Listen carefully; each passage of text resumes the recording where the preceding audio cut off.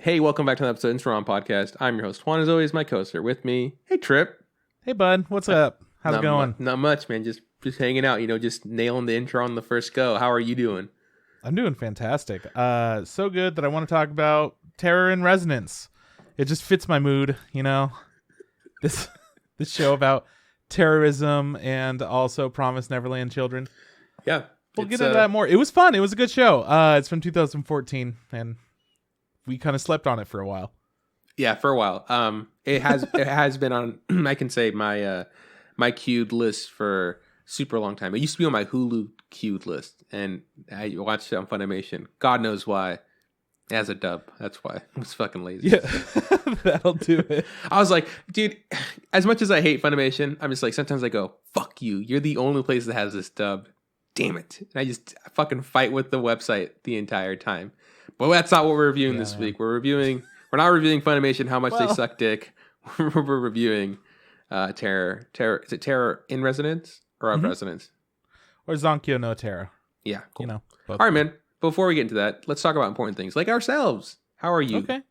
How are I'm you? doing pretty good. Overall, I've just been vibing, playing games, hanging out, doing a chill thing. Mm-hmm. It's been a solid week. I think. Oh man, I'm trying to think back to when I started doing stuff. I don't know. I've just been kind of hanging out. I've watched some like cartoons and shit, right? So I started watching Adventure Time again. I took a hiatus from when I started a couple months ago or whatever. Mm-hmm. And I started watching again because that new show is out on HBO. The like Obsidian Sword. I don't know what it's called, but it's the Adventure Time like sequel series with Princess Bubblegum and Marceline. Mm-hmm. So anyways, I watched a ton in one night while playing Spiritfarer. And I'm finally up to the point I'm like really close to where I had stopped watching Adventure Time when it was airing. I remember seeing like commercials and stuff for Flame Princess, and like Finn dressing up like a burrito to go and hang out with her. Mm-hmm. And I remember watching that episode after seeing those like ads for it. But I remember that specific time was around when I stopped watching it. So I'm kind of excited to almost be done watching all of the old ones and then get to the new content. I feel like you still have a bunch to go, honestly, because I continued to watch it after that, and I feel like there's still a lot to happen. Oh yeah, there's still more for me. I'm not worried about how long it's gonna take me. I've just found something really good to put on the background while I'm playing through Spiritfarer. I feel that I almost want to just watch the new one on HBO because the most recent trailer showed like a clip of Finn in the future, and I was like, this grown ass man over here, I want to watch this. And I'm not like you, or I guess I am like you sometimes, but I don't feel that obliged to rewatch all of Adventure Time to just watch this new show. No, it's just that I was kind of already on the journey, so I figured why not just pick it back up and wrap it up with a little bit of watching and playing. Mm-hmm. Yeah, that's cool. Yeah.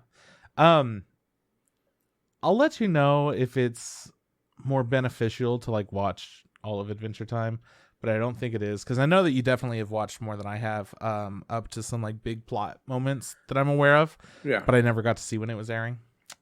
I think I might even just caught like the last couple episodes too, because of like them announcing, "Hey, Adventure Time's ending," and maybe I just kind of popped in to watch it. Yeah, that's how little. That was a good show. It was a good show. But I think at a certain point I was like, you know what? I kind of grew out of it, I feel like. But I did feel like I wanted to see how it ended when they were announcing the ending. I didn't feel the same way about the regular show when that was announced. Because I really liked that first few and then like the first season or whatever. And then they kept doing it and I was just like, this is just not it. What a bummer. Man. And with Adventure Time though, I think that it became hard because episodes weren't like consistent. Sometimes you would get like a really good one. Other times it wasn't that great. And it was only like 10 minutes realistically. Like per episode, it's about 10 minutes long. And to wait like a month for a 10-minute long episode that isn't like Steven Universe, where we waited like months for it. Mm-hmm. And then when we finally got it, the payoff was sometimes like really big. Just like hours of crying.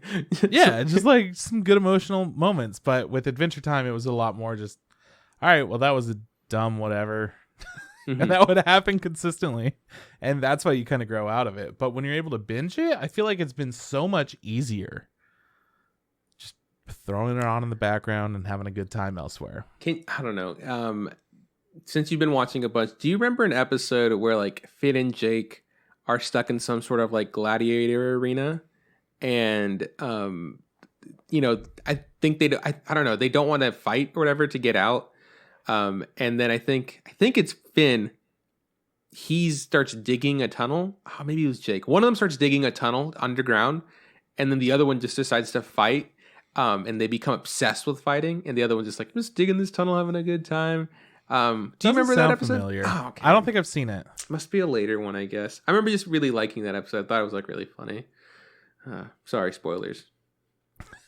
Spoilers for the digging a tunnel gladiator episode. Oh man. Yeah. Yeah, there are a lot of things that I'm watching and I'm like, oh yeah, I remember this. Oh yeah, that's a fun concept.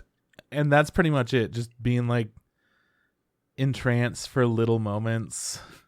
I don't know. What about... It's also weird when Justin Roiland shows up as Lemon Grab. Oh yeah, that is, Yeah. That always kind of takes me out for a sec. Because I go, wait, that's fucking Rick and Morty right there. What about... Do you see the one where they go on a quest? It's him, Bubblegum, Marceline, and then Jake, and they start a band, and then Jake quits the band. I love that one. I love that one. Isn't that one so good? There's a couple good songs in that one. The doors are opening, right? I'm leaving the band. He like runs away. Oh man, some good shit. Yeah, it was fun because the whole idea of that was to open up a gate through like some kind of a song. Mm-hmm. And then they are only able to do it when they're speaking their truth to each other. Mm-hmm. Classic. Good shit, man. One of the things that I really appreciated about shows is whenever they have like musical elements to it, but aren't necessarily musicals. Because I'm not a big musical fan, but like it's not like I don't like them. It's just that 2 hours of a musical sometimes feels like too much. Yeah. But 15 to 30 minutes of a musical, like choice. I appreciate like musical episodes of shows. Mm-hmm. I appreciate things like Dr. Horrible's sing-along blog where it was like an hour or so of just like little videos that they posted online. But yeah, I feel like Adventure Time really does its like songs and musical elements very well. I think Jake, just singing Bacon Pancakes for like less than a minute is great. Like, oh yeah, it's like this whole thing is well written and like the music's but it's not even the highlight of the show. So whenever there's just like a moment of song that pops up, like, oh, I appreciate it. But I do agree. Yeah, I'm also not a big fan of just like, let's watch a musical. That's just not my shit. So yeah. Anyways, been having a lot of fun with that. With Spiritfarer, that's the game where you play as Charon and you transfer souls from the afterlife into the like heaven or whatever. They go through the gate. I only have assholes on my ship right now, or like people that I just don't give a fuck about. Aside from 2 that are like okay, but they are now ready to peace out. So I'm about to have a boat full of jerks. One of them's just a straight up dick. The other one is like a player who cheated on his wife. And then the last one is just like an aristocrat that only likes very, very fine things and is like super snobby. Like, I don't like these people. I don't want them around. Mm-hmm. But it's going to take me a while before I get them the fuck off my boat. So, yeah. It's a fun game. I really, really like it. Playing that while Adventure Time's going on has been pretty satisfying because in a way Spiritfarer is kind of relaxed in that nothing that you do matters significantly, but since everything's kind of set on a timer, you're constantly doing stuff in like an endless loop of like, okay, now I have to fish, now I have to go and like cook a bunch of stuff, now I have to make wood planks, now I have to go and like smelt some iron, and then I have to go water the plants, and then I have to go collect the crop, and then I have to shear the sheep, and then I have to go and do this little island quest, and like you have tons of stuff to do. But shearing sheep and watering plants and all that, it's like very chill. You just kind of walk from one thing to another. It doesn't matter if you're late, it doesn't matter how fast you do stuff. It's all at your own pace. And then being able to watch Adventure Time, which is kind of like you don't have to pay a ton of attention kind of show while you're doing that. Fantastic. So just having some chill nights with that. And then I have started playing Cuphead again. Tom and I are playing Cuphead because they still have it announced as the DLC to come out by the end of this year. They haven't announced it for 2021 at this point. So we're like, might as well play it on Steam. So that way we could play it together when it comes out. Because originally we were just like, whatever, it's on Switch. We're playing on Switch. Maybe eventually when we'll be able to visit each other in the future, we'll go ahead and play it again. That's not going to happen. So we're playing it on Steam, and it's a lot easier after you've played it before, believe it or not. Yeah. We got through like half of the game in 2.5 hours, and I'm just sitting there like, how the fuck did we make this much progress? Like, what are we doing right? Yeah, such a fun game. It looks beautiful. There's like nothing really announced about the DLC except that there's a new playable character. And in case you didn't know, it's called Delicious Last Course because it's DLC. Whoa. Yeah. That changes everything. That's interesting. Yeah, I know, right? You got to get it. So yeah, kind of doing that a little bit. Played more Phasmophobia. We're like not stopping playing. I'm sorry, so before you get into that, I can imagine DLC for that, for making, for Cuphead is time consuming, right? Because it's all hand animated still, right? Mm-hmm. Like everything that they've done has been super time consuming. Yeah. So yeah, this last little bit probably is going to be, I don't know, maybe a third of the length of what the actual game was. That's what I'm assuming. Right. And if it is, I'll be happy. I don't need a whole lot. I wasn't even really super interested in it, but like the fact that we're getting it, might as well just jump on board, right? Mm-hmm. Yeah, no, sounds right. Yeah. So I've been playing more Phasmophobia. It's just been a blast. Something about that game is so satisfying. Just the simplicity of once you figured it out, you don't really have to try to learn how to play the game anymore. And everyone just knows what they do. You just go in, you set stuff up, you head out, you get more stuff, you set more up, and then boom, there's a ghost. What kind of ghost is it? Oh, it's a demon. Everybody out, everybody leave, everybody go. And then nobody dies. And it only takes like 5 minutes. Versus when we used to play where it's like, I don't know, man, it's been like 30 minutes. I don't know what the hell we're supposed to do here. Let's just guess this. And then we're wrong. Like every time. Yeah, now that we understand how to play it fully and have played it a lot, it feels like it's just clockwork, man. You guys not scary anymore. Good. You guys time. are like a legitimately oiled fucking ghost inspecting machine. You can hire us and we'll get in there. Nobody will die. It's going to be great. We all huff the paint and then we head in. We trip out, see ghosts. It's a good time, Yeah. And I don't know. I don't think I've really been playing much else. I played a little bit of Fall Guys. It was chill. Played some Demon Souls. It's still chill. The part where I ended, kind of a bad spot to end. I'm in the middle of like a really big prison area, and it's just stacks on stacks of cells, and it's like corridors and corridors of cells, and it all looks the same. And I'm like, I've been in here for like 40 minutes. I just want to find the next like checkpoint or shortcut or something. Mm-hmm. And then I wound up having to go because I made plans to play Phasmophobia. So yeah, I'm kind of stuck where I'm at. I haven't looked at it, but I'm not feeling good about getting back into it. So yeah, let's see, what the fuck else have I been doing? I don't think I've been up to much else. I did start watching a new show on HBO. I kind of told you a little bit about, called How To with John Oliver. Not John Oliver, John Wilson. The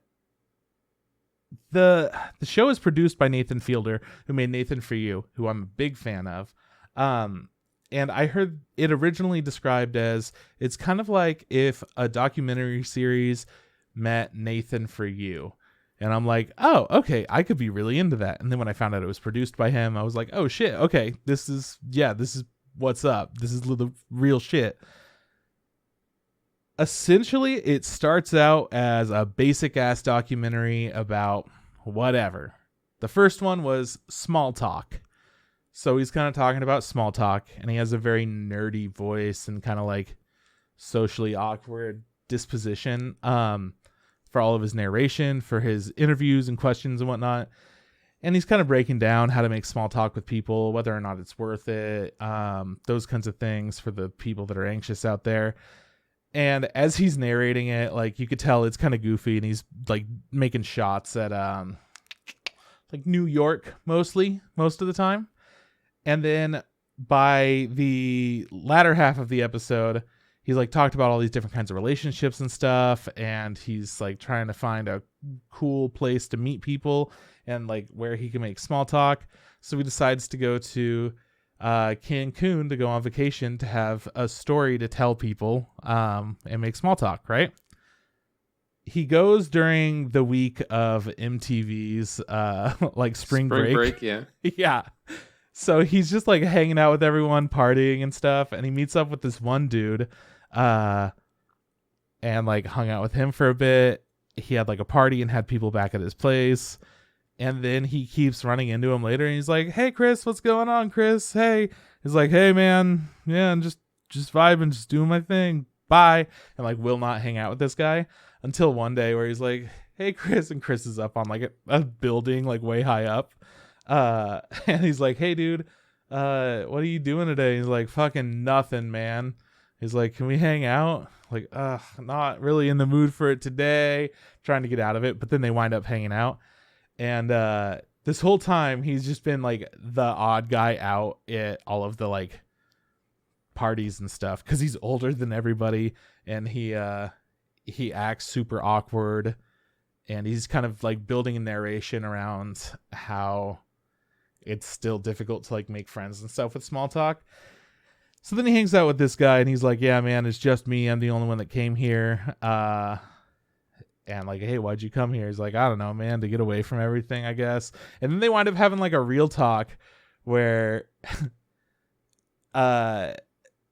John talks about losing a friend in a car accident, and he's like, "Oh shit, man, like that sucks, like whatever." And then he realizes, he's like, "Wait, are you being for real right now? Like, did that happen?" And he's like, yeah, that happened." He's like, "Okay, well, dude, that sucks. Like, I know exactly what you're going through. My friend killed himself a month ago." And I'm like, this was like a comedy show, and now we're getting this guy to like talk about how he's dealing with shit. Mm-hmm. And it got really interesting. And I'm like, okay, they were making jokes about people having good relationships and analyzing them, and they show like a hawk attacking a pigeon, and then it goes to like all these happy people and stuff, and then it goes to this couple at a baseball game where the like boyfriend pulls on the girlfriend's sweater and like yanks her back, and he's like talking about love as like the narration over this, and then she's getting like all in his face, and it's a super abusive relationship. I'm like, this is the fucking wildest show. So the first episode ends, and it was like a very wild time with lots of jokes, but some really interesting stuff in there. And then we get to like episode 3, I think. Maybe it was 4. I don't remember. And it was furniture coverings. I think it was episode 4, furniture coverings. And he's doing a whole thing about furniture covering because his cat like tears up his furniture. So he's thinking about getting furniture covering in order to stop that. So he like interviews all these people that had furniture covering and stuff. And like he asks, "What have you guys spilled on this?" And the daughter of this family, she's like in her 20s. It's this Indian family. And she's in her 20s. And she's like, "Oh yeah, one time I was eating coffee ice cream on here, and I spilled that, and I cleaned it up really quick, and I don't think they ever found out." She's like, "What did you guys spill on here?" To her parents. And her mom's just like, "Oh, we've never spilled anything on here." Just like puts her in her place right away. Mm-hmm. Right. And it just has like all these awkward, funny interactions that feel like very much Nathan For You. Until we get to like later on in the episode, after he's already had covering made for his furniture and stuff, he talks about going outside of his apartment and seeing this ad, I guess we could call it an ad, a PSA, whatever, about like male circumcision being bad. and it has like this full display, and it has this dude out there who is like telling people about stuff. So he asks him some questions. He's like, people even care about covering for their genitals. And like, that's kind of where we get into this conversation, right? So he's talking to a guy about that. He's like, yeah, you could actually reverse your circumcision. You know, I have a buddy that has this thing that you use for it. And then it helps you out with that. So then we cut to the guy's house, and he's like, hey, what's up? Yeah, I invented this thing. And they're just hanging out, and he's kind of talking about it and why he got into that. He's like, yeah, I actually wrote this full rock album about that. So he's talking about his product, male circumcision, like political shit, like all in these songs that are like pretty like well thought out and written. And I was very surprised by that. And then it cuts to a shot where they're in the bathroom, and he's putting on this little like plastic weight device to pull his skin down. And I'm like, oh, okay, we're just fucking going for it, I guess. Yeah. At this point, nowhere in the show had done that. And then he was lying in another shot. He's lying down on the bed, explaining how you could use it on the bed. And then instead of being like, yeah, so anyways, that's how you use it, he just is still laying there. And then they start talking about movies as he's laying on the bed with his dick like hanging over this like metal bed frame and shit. And I'm like, what's happening? What's going on? And like right as this scene starts up, Sierra joins, and she's like, what are you guys watching? What's happening? So, oh my God, dude. It was the perfect storm of shit.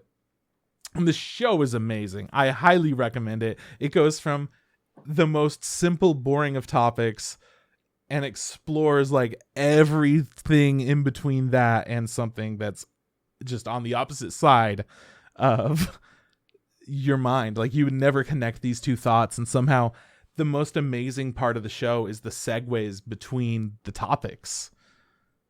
You know? It's great. I don't know. I might watch this. I don't have high hopes for watching it though. Dude, here's the thing. It's on HBO, man. Oh, it's so you know it's good. Yeah, exactly. That's what I'm saying. It's incredible. It surprised the hell out of me how good it was. Yeah, it's something very unique. It's something that I don't think we've seen before. And I appreciate the fuck out of it for that. Mm-hmm. It's good. It feels like very high quality YouTube content. And he always somehow has footage of like ambulances and like fire trucks and people being like, or like the aftermath of something going down. Like there's just blood all over the subway, and like a cop is carrying clothes, and you're like, somebody got stabbed. I don't know what the fuck that was about. But anyways, back to scaffolding. God. It's incredible. That's pretty much been what I've been up to. Work's been boring. Work's been slow. I am so fucking relieved. That's good, man. I'm happy right now. Nobody's upset with anyone, and it's working out. I mean, it's like Thanksgiving. Nobody should be mad. Yeah, settle the fuck down.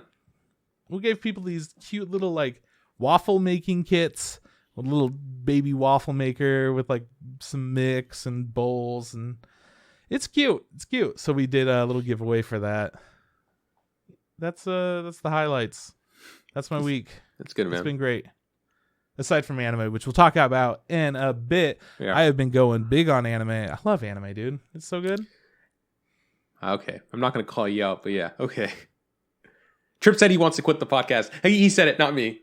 Those were the words that came out of his mouth. No. You can review the tape. It's all there.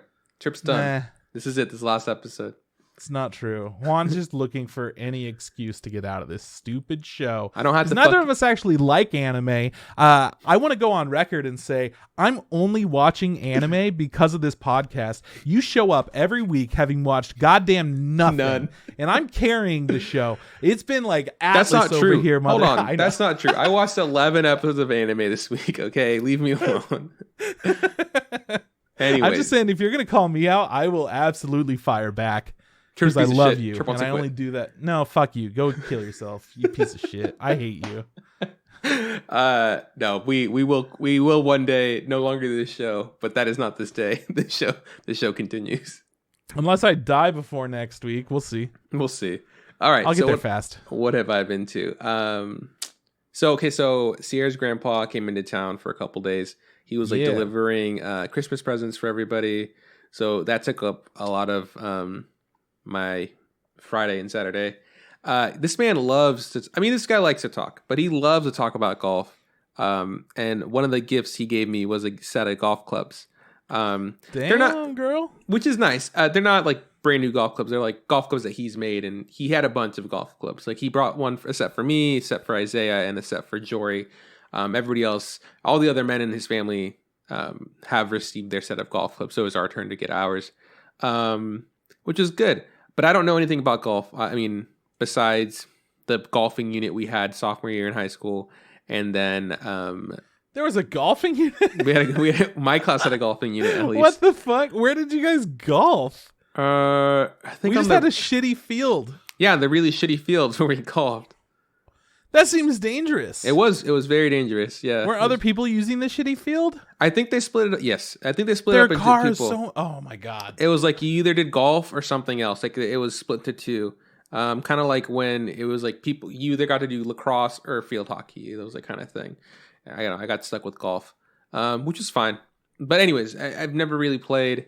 I don't even know. Like I know like words like, hey, this is a driver and this is like a fucking putter and there's an iron and they're woods, but I don't know what anything means, which is a mistake. So this man, after we got through all the pleasantries, like, how was the drive and, how are you? How is, your wife, all that stuff, right? How's the family? It was boom, instant golf talk, nonstop, fucking for hours. And it was fine. Then we had dinner, and I thought maybe after dinner, like it had settled down. My mistake.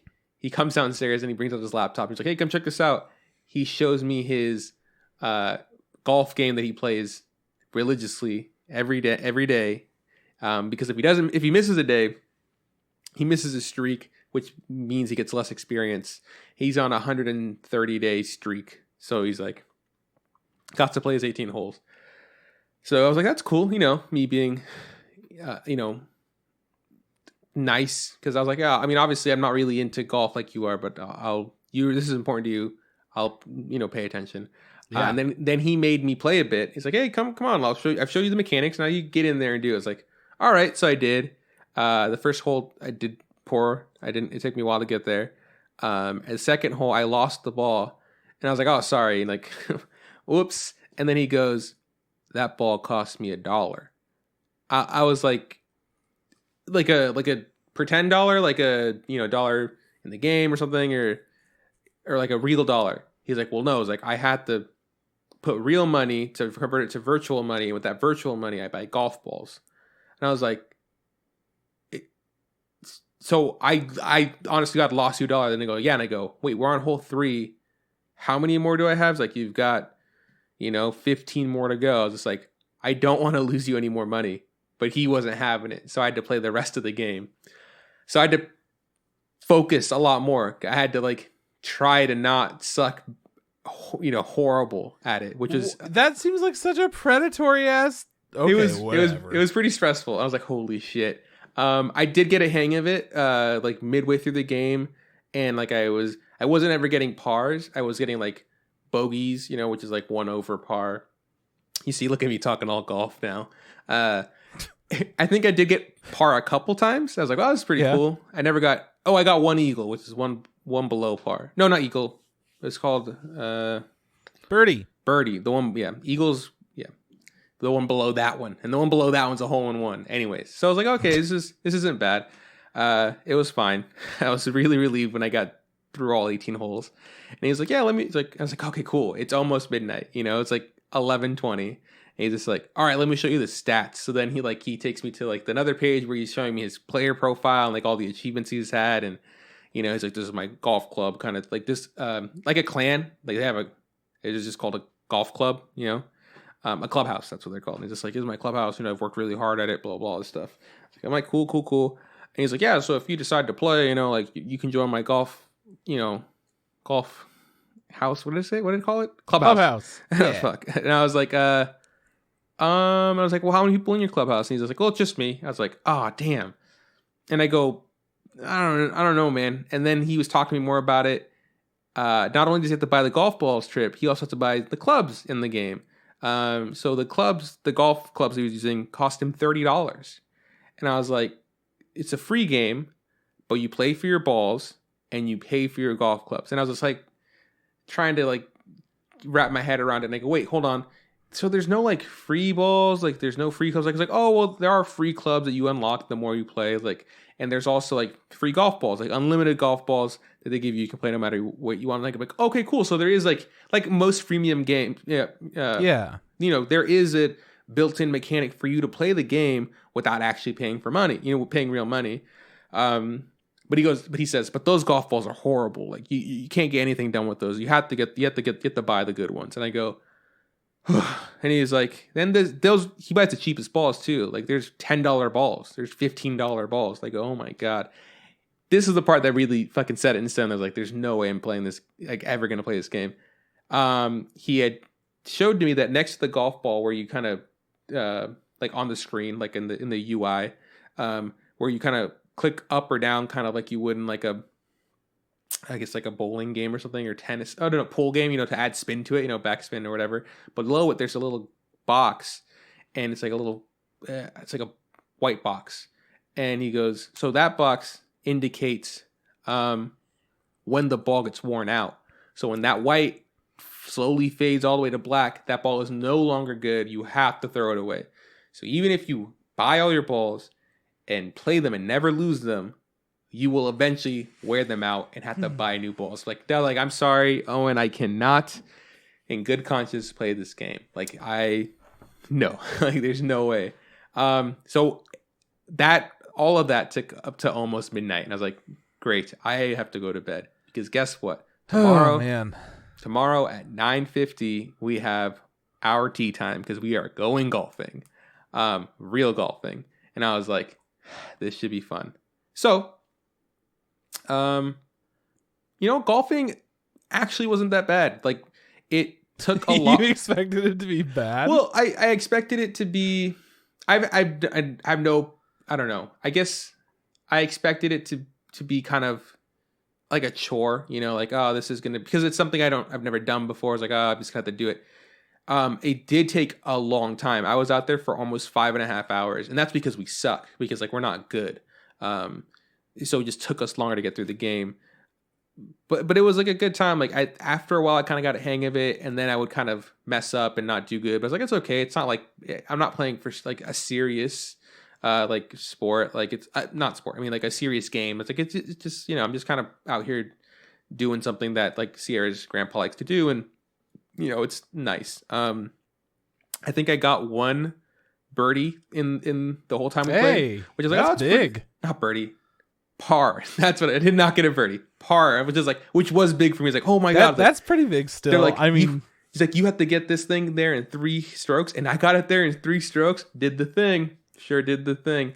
There was one hole, I think the 13th hole, where I did really good. Like I off the tee, like I hit it, and it was like so clean. I was like, it made the noise. The golf did the swish that you like to hear, and it usually when I'd hit it, I'd look down to like to kind of see where the ball kind of jets forward and see where it rolls. And I lost it. I was like, where the fuck is it? I was so confused. And they're like, it's up there. And like, I'm looking in the sky and I can't even see it. Cause like I hit it that well. And I was like, did you guys catch where that ball went? He's like, yeah, we know where it is. I'm like, cause I had no clue where it went. So then we went and we found it. I was like, holy shit, this is a really good hit. Like, oh, I fucking nailed the fuck out of that ball. You know? Hell yeah. I was like, which, you know, felt good. I will say my favorite part of the entire thing, like of the entire day, was there's a ranger that's kind of like going around and like making sure the game's kind of flowing and people aren't fucking around with like the carts or doing stupid shit, you know? Mm-hmm. And so he kept an eye on us for a while because we were slow. So he's like, hey man, you guys got to pick up the pace or let people go past you because like you're kind of holding up. Like, look, we're sorry. We're trying to figure this out. But at one point, I hadn't dealt with him. He was dealing with Owen and with Dave, like talking to them. And then eventually I see him later, like near like the latter half of the holes past the 8th hole. And like he comes up and like he kind of gets out of his car and like he walks towards us and he's like looking. And then he looks at me and he goes like, hey, ¿tú hablas español? And I go, sí, yo hablo español. And it's like, oh shit. And he's like, my compadre. And like, and then like me and him, I just start chatting it up in Spanish and like just talking. He was like, he's like, can you fucking believe all these white folks out here fucking wasting their time? I was like, fucking, am I right? It's ridiculous. You're out there. Yeah, exactly. And he's like, you want some tips? I was like, sure, man. He's like, I gotta do this, gotta do that. You know, I was like, okay, cool. Thanks. I appreciate it. And he was a nice guy. I think he doesn't see a lot of like Latinos out on the course. So when he sees one, he's just like, oh shit. Fucking we made it, you know, kind of thing. I talked to him. He's like, he's a retired guy. He was been retired for 10 years. He kind of works there for free. Oh, cool. But they give him like free, he can play golf whenever he wants. He gets 50% off at the club, like at the clubhouse. So like, he's like, yeah, this is what I do in my retirement. I'm a golf ranger. And I was like, dude, that's super cool. I'm glad that you're like living your dream or living the best life you got. Mm-hmm. That was my favorite part of the entirety, like talking to this random dude in Spanish, just chopping it up. I was like, and it also made me feel kind of good because there's a lot of times where people see me and they don't really know that I'm Mexican, which is interesting. But I think because I was amongst a sea of so many white people, this guy's a little bit different. This guy's kind of tan. I'm gonna talk to him. I'm gonna see if he speaks Espanol. I was like, bro, I speak Spanish. I speak Spanish so good. It was just like such a real moment, and I really just like enjoyed that. I was like, oh, cool, what a human thing to happen. Overall thoughts about golf, like it was a good time. It's really hard. I feel a little bit bad for like talking shit about like how easy I thought it would be. Obviously, no. I mean, what I mean is just like this is a dumb sport. Like it's like old people play it. Like it can't be that hard, kind of thing. But then I was just like, okay, Juan, you're just saying that because you're being an asshole. Realistically, it does take a lot of practice and talent to do it. And it actually like feels good when you do a good thing. But I think like for it being the first time, like it was a good experience.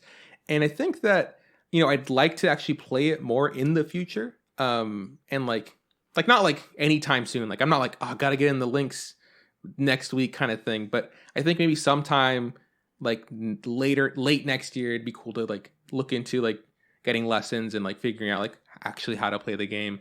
Yeah, sure. I think that sounds like, why not? It sounds like an interesting thing. I already got the fucking clubs, what? You're halfway there. Halfway there. Just gotta buy the fucking balls. But yeah, I was surprisingly like I had like a good time. I didn't expect to enjoy myself as much as I did. Let's see what else happened this week. For fantasy, I won. Congratulations. Good. Juan. Not only did I win, Trip, I also scored the most points out of everybody in the league, and that was not playing my optimal lineup. I could have scored more points. Doesn't matter. Still scored enough to outscore everybody. And on top of that, I also defeated the one undefeated player in the league. He was what was it? 10-0? He was 0-9. No, 10-0. And I gave him his first fucking loss. I was like, yeah. But then I was like, it doesn't really matter though, because he's still in first place and I'm still in sixth. But I beat him, so it was kind of nice. So no movements, but just some significant moments. Yeah, like it felt good. I mean, I'm still right now poised to make the playoffs. I got this week and one more week. So if I continue to win, or if people keep losing in the right order, I might still make it to the playoffs. People keep losing in the right order. That's how I made it to sixth. Like I wasn't winning a bunch, but people kept dropping. I was like, oh cool, I'm getting going. My team's trending upwards. The Chargers won this week, which is also really nice. That's pretty big. They did beat the 0-9 Jets, so it's kind of like beating up a dead person. But somebody's got to do it, yeah. That dead body's not going to beat itself. Yeah, we won, and I think on like Facebook, the Chargers like posted like, feels good to be back in the win column, and I was just like in the comments like, yeah, but we beat the Jets. Like it's not like we beat a good team. Like everybody, calm down. It's like, and this is still only our third win for the entire season. Like we still have a losing record. Like settle down, guys. We suck. Like we suck pretty bad. It's okay. It's still good. Lastly, Sierra and I finished another season of the challenge, season 20, Cutthroat. I like this challenge a lot. I think there's like a lot of drama, like a lot of, I don't know, like interesting moments that happen. Usually it's like, there's a few people who are wild cards and then everybody else are kind of duds. But this season was like a bunch of wild cards. People just fucking throwing shit at the wall. It introduced a bunch of players that I remember more. They would come back in later seasons. Like, okay, cool. I remember her, remember them, kind of stuff. The format of the game, I feel it was good. They had a secret ballot, so like they could vote and not have to do it publicly, which I always enjoyed.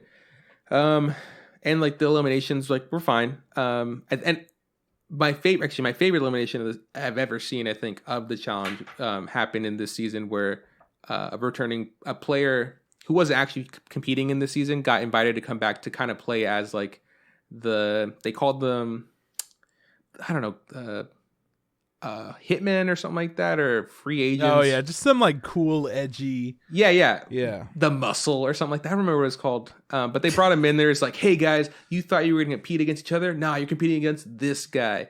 And the challenge was like both of them had to be strapped back to back with like these harness, and then there was cans on either end. They had to stand up and then touch their can, and so it's like a tug of war thing, but like full body.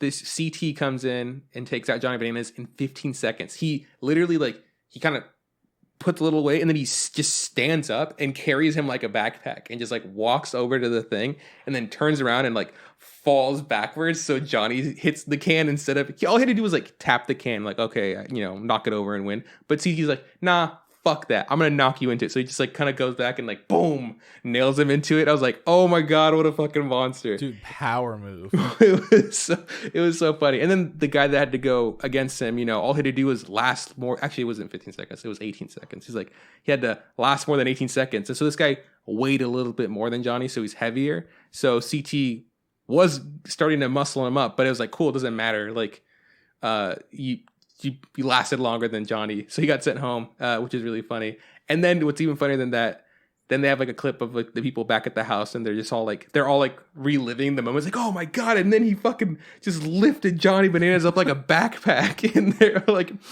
oh, it was so funny. It's one of my one person was just like, yeah, I don't know, like if that were me, I don't think I could show my face on television anymore. Like, that's how embarrassing it was. It was a slaughter. But yeah, really good. Yeah, I'm not a big fan of like the team that won in the end, just because like they're all kind of just like douchebags. But whatever, like, who cares? It's not very common that the people I want to win in these kind of shows. So out of 10, I give it an 8. So it's a good season. Yeah, nice. How many seasons are there again? Okay. I think there's less than there are Survivor seasons. I think there's like 30, 36, 37. That's crazy. But I mean, I'm already on season 20, so that means I only have like 16 more to go or whatever.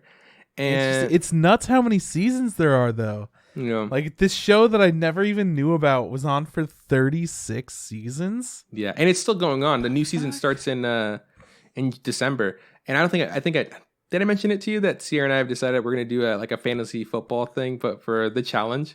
So that's fun. So yeah, so I was like, hey Sierra, like, do you kind of want to do this? Like, because I do it for Survivor anyways. And she's like, yeah, sure. And I was like, okay. And I'm like super stoked. And they go, do you want to do it like easy, where we kind of just like pick players and they kind of accumulate points and we don't have to worry about it? Or do you want to like draft a team and set up a lineup and like have it way more complicated than it has to be? And then she's just like, yeah, whatever you want. I go, okay, let's make it super complicated. We're just fucking, I'm like, like geeking out over this stupid thing. Then it's just going to be her and I playing because we don't know anybody else that watches the show. Anyway, yeah, maybe in the future, like I'll invite people from the pod. Like, hey, if you want to be a part of the fucking, the challenge, Final Fantasy.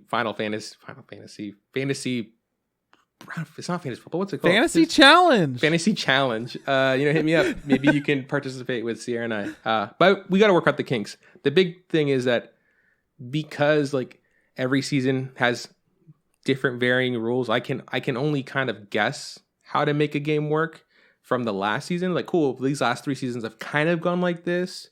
But every season they kind of go like, hey, especially if they put it in the name, like whatever the following tag is, if it's not something dumb like cutthroat,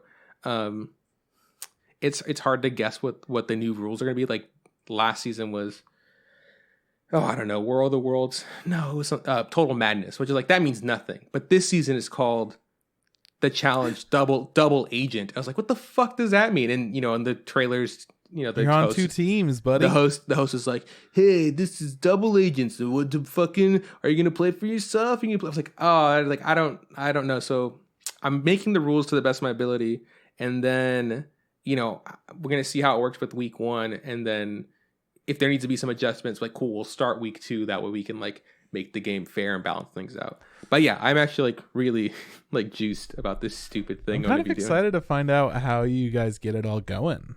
Yeah, I'll let you know once I've penciled things. I've written some stuff down, but like nothing yet. Like nothing.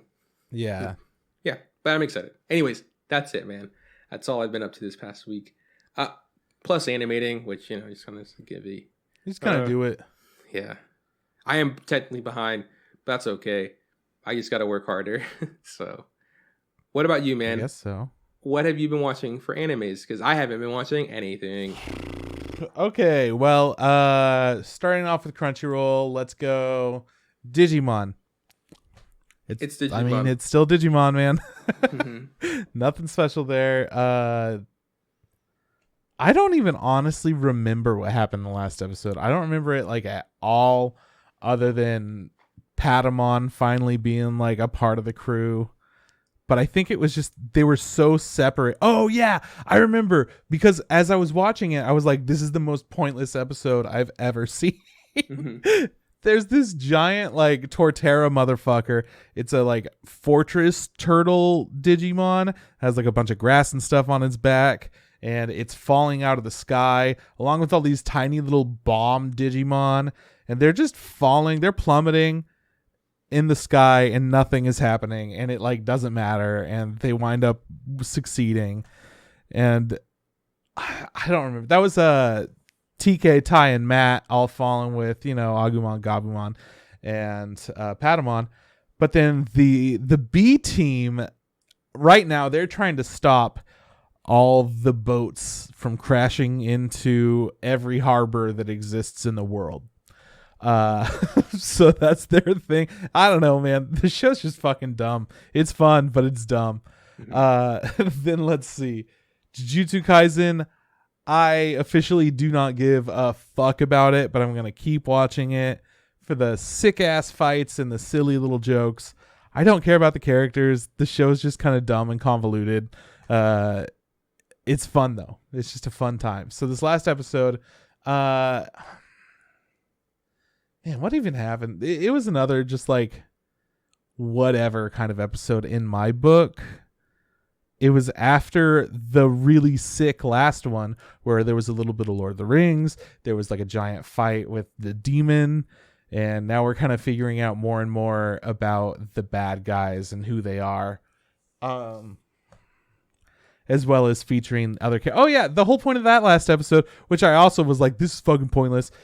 2 people showed up. They were new characters, and they're the seniors. We got the year 1, year 2, year 3, year 3's coming, and they're like, we're fucking cool. The guy's like, I want to fight you unless you tell me the right answer to this question. What kind of women are you into? And then he's like, doesn't really matter what they look like, but they have to have a really strong conviction of like who they are. And then he was like, wrong answer. And then they fought for the whole episode. And I was like, I fucking do not care about these characters. Don't like how they were introduced. I don't care about the show. Like the episode just felt so stupid. That yeah, I stopped caring about the show. And it might have landed for a lot of people. It might have been a really fun, funny episode. But I'm like, I'm just looking for... I mean, like always, I'm looking for like a plot that I could really connect with, or characters that I could be invested in with this kind of plot. You could put jokes in a serious show, but this episode just felt so unnecessary. It felt like the introduction of these characters is just a big ass fight and it's stupid. The girl had a gun, like whatever. The guy was just enormous. I didn't care. Mm-hmm. And Haikyuu, dude, it's fucking incredible. Shows, you watch it, and then it's not a sports show, really, but it is a sports show.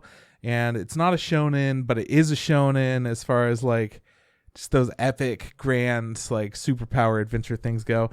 And then we were talking about it and we realized this is like a long ass shonen where you're like watching the character slowly get more powers, but instead of getting more powers and like powering up that way, it's like self-confidence, like you earn the power of like friendship and trust in others and believe in yourself. And like each of those defining moments are very like, I can do this kind of things, where they just like they're just feeling a little bit more positive about stuff or feeling a little bit more supportive of their friends. Mm-hmm.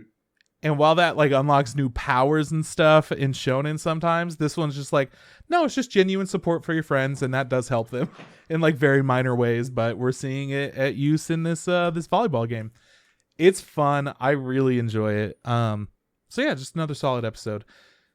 And last that I watched on Crunchyroll is the new show Onyx Equinox, which I've been pretty excited about. You have too, and I'm going to go ahead and spoil some stuff about the first episode. So sorry. Yeah, no worries. It's all in English. I believe that they also have one that might be in Spanish. I don't know. They had like 2 or 3 episode 1s on Crunchyroll, so I was confused and I just went with the first one. What we got is a show that didn't want to put like character development as an important thing in the first episode. Instead, they just went for like, all right, well, we got to get to the point where the story really starts, instead of realizing that the story actually starts beforehand, where we get to know these characters. I feel like it could have been a lot more impactful if like we had 1 or 2 episodes maybe to kind of connect with these characters until the like shit pops off. But instead, right away, they're like, all right, well, we got to sacrifice this kid in order to appease the gods. So that was already at the forefront of the episode versus another. Let's like compare it to Attack on Titan, which was insanely successful. And it feels like they're trying to like take the edgy violence of Attack on Titan and put it into Onyx Equinox, which does not work. So Attack on Titan, you go like most of the first episode with things being like, okay, so we're just in some world. Eren, okay, cool. He's like our main character. Mikasa, she's badass. She scared off those other kids. And Armin's kind of the other guy. Oh, okay. They're all just like good friends and they've been friends for a while or whatever. And oh shit, now everyone's dying and being attacked. Onyx Equinox is instead like, here are a couple of siblings. They're, instead of being like showing relationships between people, she's like, well, you have your master because you're an apprentice. So like, you know, it's like very much telling you, oh, it's fine. I'll sacrifice myself. You'll still have a life. So I'm going to go tell them not to do that. And it's fine. And that was that. It wasn't like a long conversation or anything. It was just like, okay, and now I will do that. And she pieces off and does that same thing. Tons of people get sacrificed. There are monsters. They come out. They grab all these people. They sacrifice them. It's violent, it's gory, everyone's being slit at the throat, and all the world essentially turns into destruction.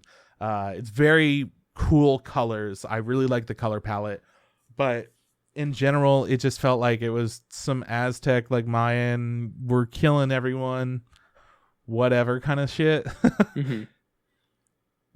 But they didn't make me care about it because I didn't care about any of the characters. Instead, I'm just like, all right, well, clearly they're setting up, but I don't give a fuck about our main character, who is the boy who was supposed to be sacrificed, by the way. I think he's the main character. He jumps in after his sister. There's a giant pit. She got her throat slit. All the blood fell in there. Then they pushed the body in, and he goes into that same pit. He kills himself. But as he's falling down, then, like, of course, a magical, like, god portal opens up, and he gets caught in some, like, god water. And a god picks him up and is like, bro, like, you gotta watch out. You gotta be careful, homie.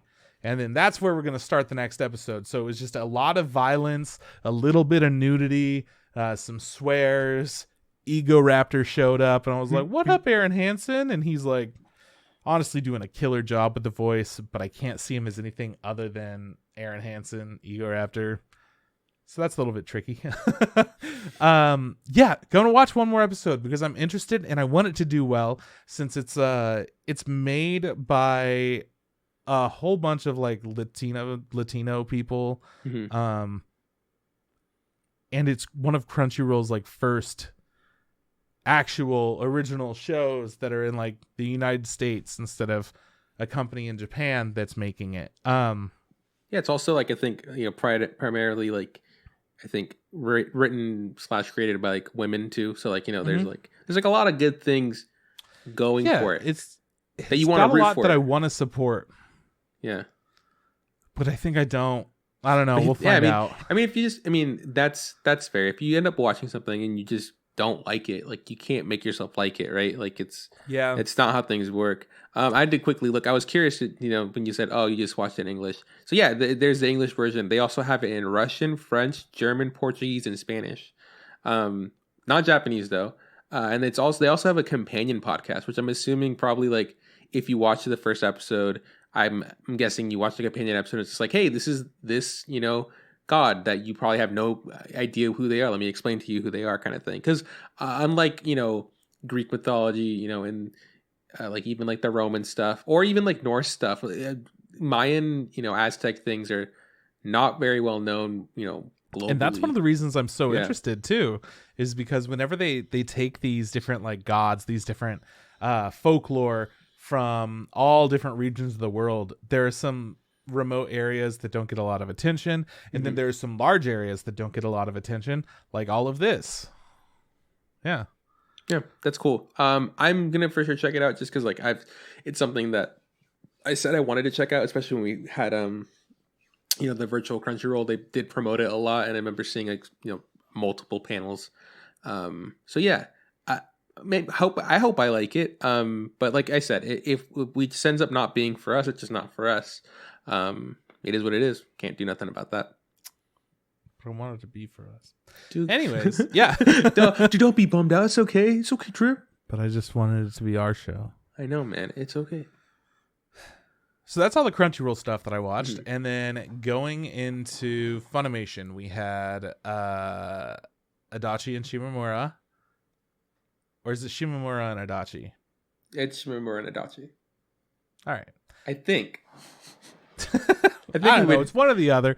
Regardless, it was a good episode. They're just kind of trying to figure out their feelings a little bit more still, and it's still focused on that whole like best friend thing, of that being an important word and not really knowing what it is. It was New Year's, and she gave Shimamura a call. Adachi gave Shimamura a call, like right before midnight, and then they talked on the phone for New Year's. And it was a nice little best friend moment, Aww. Yeah, so it was a cute episode. It was fun. It's just like a little light New Year's episode. They had to go back to school the next day or some shit anyways, because I don't know how Japan works, but that's the way it sounded. Hey, we got class in the morning. Like, yeah, I know. I need to hear your voice. Did you say Adachi and Shimamura, right? Yeah, I said both of them. Which one did you? I think it's Adachi and Shimamura. It is that one. Yes. Yeah. Okay. Cool. And then I'm pulling up the list of other shows because I always forget exactly how it goes. The Ashen Witch. Yeah, that's like one of the ones up near the top, though. Okay. Sleepy Princess and the Demon Castle. Yeah, Sleepy Princess and the Demon Castle. She got kidnapped by somebody else, so she's in the original Demon Castle, which is even shittier than the one she was in. So she got pissed off, and she's like, "Great, now I have to go do a bunch of shit again." And this is all like kind of, it's like Greek mythology themed. Cerberus is like 3 little dog dudes that go up and talk to her. Hypnos, of course, is sleeping. So she like talks to Hypnos and gets tips and advice from him. And then Hypnos is like, "Oh, damn, I need to learn from this girl. Like, she knows how to sleep, dude." Mm-hmm. She set up like a track that carried her as like there was a puzzle for a hero to like try to solve in order to get through an area, and she reutilized and repurposed that puzzle to be just a bunch of track tiles where she put her bed on the track so that way she could sleep, and it's constantly moving her at like just the right like backtracking areas and whatnot in order to avoid fireballs that were shooting the whole time so she could sleep without being injured. Just by doing that. It was stupid. It was ridiculous. And of course she ruined the evil person's plan. Yeah. And then all of the like demons show up to take her back, and they're like, "What the fuck? Where is she?" And everyone's like freaking out about it. And then they're like, "Yeah, but she's probably fine." And she like, as they're talking to Hades, who kidnapped her, she's in the background like ripping off his cloak to use as blankets and stuff. And all of the demons are just like, "Oh, everything's fine. Don't worry about what we're saying. Oh, what's that above you?" You know, that whole thing. It was goofy and stupid and a fun time. Then Akudama Drive, they got to the underground city that I talked about last time. And I'm not going to tell you anything else about it because it sounds like some shit's going to get wild, man. There's some betrayal that goes on. There's some weird stuff. And there are more nuclear weapons. Okay. So that's some stuff that's going on. The gymnastic samurai, he is at training camp now, and all of the different gymnastic people are there doing their things. They're all getting like ranked. And then he goes up and he wants to practice he wants to do the move that he's been practicing in private, but hasn't been able to do in any competitions. So he does it, and he does the perfect like triple backflip thing. And right after that, he like finishes his set with just that move. And everyone's like, "What the fuck? Are you like done?" He's like, "Yes, I fucking did it." And they're like, "That was just like one move though." And he's like, oh, whoops. My bad. I just got really stoked. And then he settled on, "I want to do a quadruple backflip." So that's where the story's gonna go. But everyone was like, "Holy shit, that was perfect. He's incredible." And that's how it went. Wondering Which, The Journey of Elena. This last episode, I didn't really care about it that much. I don't know. I feel like the last couple of episodes of the show have just been kind of like, whatever. But it's been good. It's fine. It's good. Nothing's like, it's not worth complaining about. It's just kind of enjoyable to watch. Just a chill time. Hypnosis Mic, Division Rap Battle, Rhyme, Anima. Look, man, doesn't ever matter. You're just there for the fun raps, the fun times. It's goofy. I feel like dumb. That's why I dropped it. I was like, I knew I wasn't going to be into it. It was just going to be the raps, and I was like, nah, not enough for me. Yeah, no, there's no actual like plot that matters. The characters don't really matter. But it's fun to support them in their own ways. Similar to like K-pop groups. You're like, fuck yeah, I'm going to rep these boys. They're what's up. I know what that feels like. I just like that gave me big like Who's Line vibes. Like the points don't matter, you know. I was like, exactly. The characters don't matter. None of it characters don't matter. You just kind of watch it. It's fun. You just have a good time. It's Who's Line, but with epic raps. Finally, Assault Lily Bouquet. Oh, fucking doesn't matter. None of these shows ever matter is what it comes down to. It's just entertaining to watch. The real substance, of course, is Adachi and Shimamura, Akudama Drive, and that's pretty much it. Yeah, and Haikyuu, but Haikyuu's the same stuff every time. Yeah, for sure. So I would say out of everything that I've been watching, Adachi and Shimamura and Akudama Drive are like doing the best stuff for new shows that are out. Yeah, I mean, if you even like have any question of if you're gonna like Akudama Drive, it's over the top, ridiculous action, but it's so stylized and the plot's so interesting with some interesting characters that it's really hard to stop being intrigued. Like, you want to know more about the world, you want to know more about the characters, you want to know more about why everything is happening constantly. And they're giving you more answers. It's not like, oh, just you wait. Like, they're actually giving it to us. I always appreciate that. Yeah, Yeah, it's a good show. And then Adachi and Shimamura, of course, is just a solid romance, so that's really filling that void. Everything else is super enjoyable. The only one that, I prefer to not watch is Onyx Equinox. We'll see how that goes. Yeah. That's all the anime I've watched this week. Cool, man. You got any news for me? Yeah, of course I got news, man. Fucking good. You know that show Cells at Work? Yes. Well, there's going to be a second season and a spin-off, Cells at Work Code Black. They are both coming out, and they're going to be airing back to back on January 9th. So we're almost there. Of course, the airing back to back doesn't matter for us in the US. Yeah. But it's just kind of fun. There's like a Cells at Work Power Hour. It's dope, man. It's like 2 episodes of fucking was it Ozzy and Drix? Is that what it's called? Osmosis Jones. That's what it was called. Okay. Wait, hold on. What was it called? What was the TV show called? I think it was called Ozzy and Drix. Look, man, you are going way further than I've ever gone. No, yeah, that's great. When you, I'm glad you said there was a date for that because it's like, yeah, Trip, I know they're doing the second season of Cells at Work, and I know they're doing a spinoff called Code Black. But you gave me I don't know date. if you keep treating every piece of news like that this week, you're not gonna really. I'm not gonna have a good news. time. Yeah, no. Okay. All right, here we go, man. Let's fucking do it. We've announced some dates, kind of show. Non Biyori Nonstop, which is season 3. You know about this? It's a show that's coming out. You might be aware of because I brought it up earlier this week. Yes. It's going to begin airing January 10th, so we are very close to there as well. Beforehand, I'm definitely going to watch the movie. It's available on High Dive. And then Non Biyori in general is available on Crunchyroll. So you can just watch that. But then switch over to High Dive if you want to see the movie legally. It's there. Cool. Yeah, good. Wataten, An Angel Flew Down to Me has been announced for a second anime project. I don't think I know this one. No, I think you do. I can't remember fucking what it is. Wataten, but it An looks Angel like Flew Down to Me. Yeah. I'm looking it up.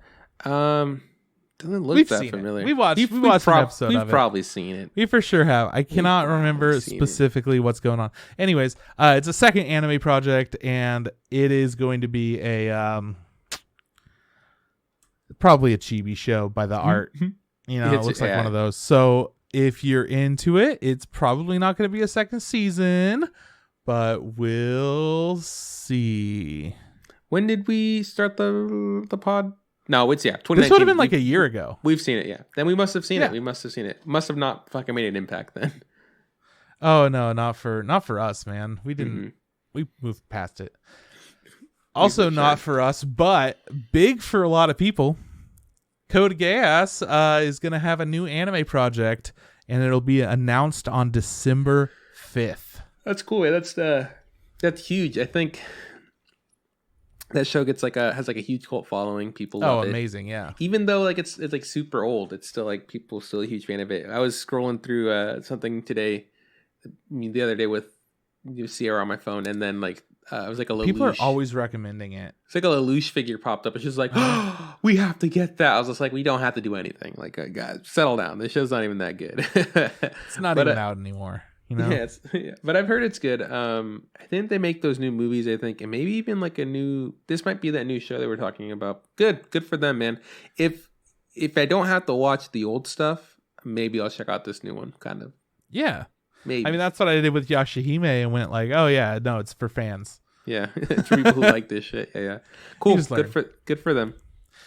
And another old thing that's getting some new stuff, The Melancholy of Haruhi Suzumiya, on its website, it teased a new activity. I can't quote right now, but you know. Yeah. So people, it might not be anything. There have been announcements like this, like that were announced this way, that wound up being like gacha games, pachinko machines, that kind of stuff. Don't know what this is going to be. I think but it's a new activity. I think that might even be where the joke came from originally. I know that like a few years back there was an announcement like this, and I was just like, "Yeah, well, when Silent Hill had a new announcement, and then it wound up being a pachinko machine. It was like, what the fuck? So that's the joke. Yeah. I think this is the joke. Yeah, it's probably a pachinko machine, honestly. Honestly, a lot of people are like on board with that right now. But yeah, there have been a lot of things. People have like kind of broken it down, like why there's a possibility of something really cool happening. Haruhi and Kyon, the main characters of the Melancholy of Haruhi Suzumiya, their voice actors recorded themselves doing the Hara Hara Yukai, which is the intro dance. I don't know if you remember it. Oh, I remember at it. all. Okay, cool. Yeah. I hope so. Kyoto Animation, of course, is being like, they are very, very well off right now with the Violet Evergarden money, especially coming in. They've had lots of really successful shows. Kyoto Animation's doing awesome right now. The Haruhi Suzumiya light novel series has come back from a hiatus, so that's crazy. Haruhi just in general is being advertised more in the area that the show takes place. The anime website has been updated, like the anime website, not just, some other bullshit website that is a part of it. There was like a little teaser line that Haruhi's voice actress did. It's like a brand new Haruhi voice line thing. Anyways, there's just a lot of shit going on. That's a lot of hype for a Pachinko machine, honestly. Like, that's wild. Yeah. Did we watch all of that? I know, because it's a disappearance and the melancholy, right? Which are two separate things. Yeah, and then I think that there's like one more that's just about what's her name? The alien. I don't know, man. Like I want to say Nagato or something. We've watched both of them. I can't remember. I remember one very Well, I think that we watch. You would know if we watch both if the Endless 8 is familiar to you. Oh yes, I remember the Endless 8. Then we Season watched 2. both. Oh my god, the Endless 8. They never ended. No, but that's the thing about it. It's so memorable, and you don't look back on it like, oh yeah, Haruhi sucked because it made me do that thing where I watched 8 episodes that were exactly the same again and again and again. Instead, you like look back on it and you go, fuck that. But I get what it was doing, and I think that it made me appreciate what the character was going through more. No, because I feel like other shows have done that too, and they're like, we're gonna do this for like all of an episode because we're not gonna have a endless 8 situation like somebody. But yeah, that's I remember really liking that. It was old when we watched it, so it's even older now. I'd be down to get some new Haruhi, whatever it is. Fingers crossed it is a Pachinko machine, but if it's not, I'll be happy either way. We'll see. But apparently Haruhi's voice actress was like blacklisted from some shit. I don't know. Oh, she's probably okay. The communist. No, somebody else is explaining. No, she wasn't blacklisted. It was a whole thing that people attributed to something else. But she had just like a brain tumor and some music stuff that she had to like wait around for. And a bunch of stuff, but now she's doing well and she's back in the biz, baby. Woo, that's good. I mean, not to say that like, if she couldn't be the voice actor, they couldn't do more Haruhi stuff. That doesn't stop people from, especially in anime, right? Like that's not going to stop the show from continuing. It is good that they can get the original voice actor if they're still available and willing to work. But yeah, I'm excited for whatever it is. Movie, show, thing, Pachinko machine. We don't care. That's something that sounds good. It sounds like a good time. That's my news, man. I'm out. That's it. Cool, man. Let's talk about this week's topic. Okay. What is Which is Terror of Resonance. Terror in Resonance, made by the studio Mappa. They've done lots of shows we like, such as... You want to help me out with this one? Yeah, they made Dorohedoro. They did make Dorohedoro. I didn't say they did. You were like waiting. I was like, they absolutely made Dorohedoro. Yeah, well, normally, we list 3. So anyways, yeah, they made Dorohedoro, and it's prequel series, Dororo, and let's get another one that has a similar name. What else? Yeah, something that has like that repetition going on. I don't know. They also made Sarazanmai. That has a lot of like the same syllable stuff, Sarazanmai. That was Sarazanmai. Which one was that one? Little fucking Kappa dudes singing Power Rangers. Yeah, and then fucking sucking shit out of each other's butts. Yep. Oh, that was a good one. Oh, what an outro. Sarazanmai, yeah, Dorohedoro, and Dororo. Thank God. Fucking, man, we killed it. We did. They made a lot of other great things that we love. But this week, we watched Terror in Resonance, or Zankyu no Terror, if you are looking it up on my anime list. So this whole show, I've just kind of seen as being like a dark kind of like dystopian thing, is the way it's been described whenever I've seen it places.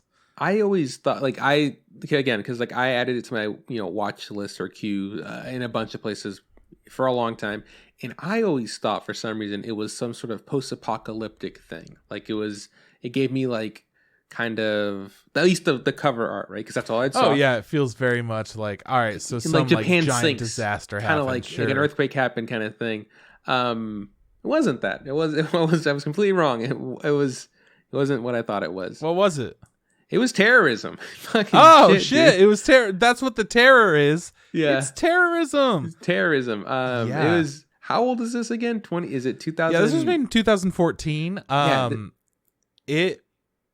It really did a lot of things well, and I think it handled all of it carefully. Because I think with terrorism, like, I mean, in general, it's really hit and miss for all of us, right? Like, some terrorism works for some people, some terrorism doesn't work for other people. I'm wondering how many times we can say terrorism in a podcast before we get flagged. I mean, who knows, man? But yeah, I was very surprised with this handling kind of the topics sensitively in ways where at first I was like, okay, so there was a giant bombing.